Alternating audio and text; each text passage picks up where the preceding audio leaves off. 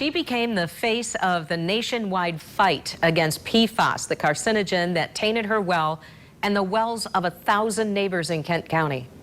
Now we're learning that Sandy Winstelt has been diagnosed with a cancer closely tied to the chemical.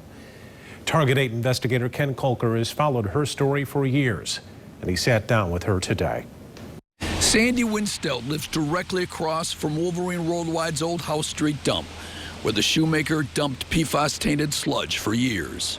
Yesterday, she was released from the hospital after surgery to move her cancerous thyroid and lymph nodes where the cancer had spread. She will eventually start radiation. You know, once I heard it, it was just kind of game on. Okay, let's fix it. What are we going to do? Sandy Winstelt has lived more than 30 years across from the Wolverine dump. Tests found 5 million parts per trillion of PFAS in her blood, the highest ever recorded in a human. I guess I wasn't surprised. I mean, you know, I was also really thankful that I had a doctor that took these blood results really seriously and used that to drive treatment. I am really, really lucky in that respect. She's been to Washington, D.C. 3 times, testifying last year before a Senate committee.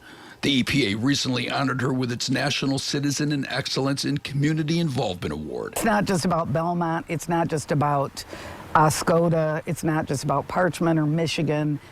It's about the entire country has this issue. But she hasn't lost her humor. You sort of become the face of PFAS. Oh, God, I wanted to be the face of Maybelline.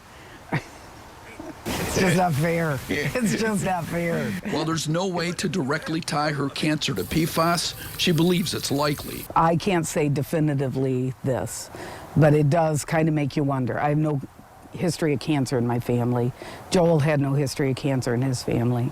And here both of us are facing it living across from the dumps. Before her husband Joel died 4 years ago from liver cancer, she had to carry him to the bathroom because he was too weak to walk. She had to read to him because he had lost his vision. The worst part was thinking that I'm going to have to do this by myself, that I wasn't going to have somebody there that could carry me to the bathroom. And that's the part that starts scaring me. The reality of it is there's probably a pretty good chance that this is going to be what ends up killing me at some point or another. But she says she's turned her fear into resolve. Maybe the whole summation of this is this was my fight to fight.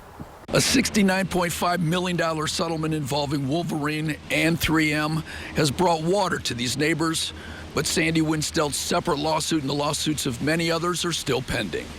In Belmont, Ken Kolker, News 8.